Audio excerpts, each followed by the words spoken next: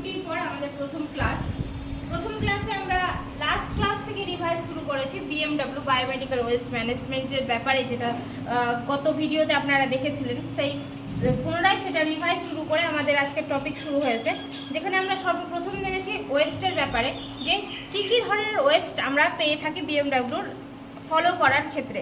First হচ্ছে hospital West means, এটা এর আগের দিনও বলা হয়েছিল, আবারও বলা হয়েছে যে সেটা হচ্ছে biological and non biological West, দুটো মিলিয়ে আমরা যেটা জানি সেটা হচ্ছে হসপিটাল ওয়েস্ট।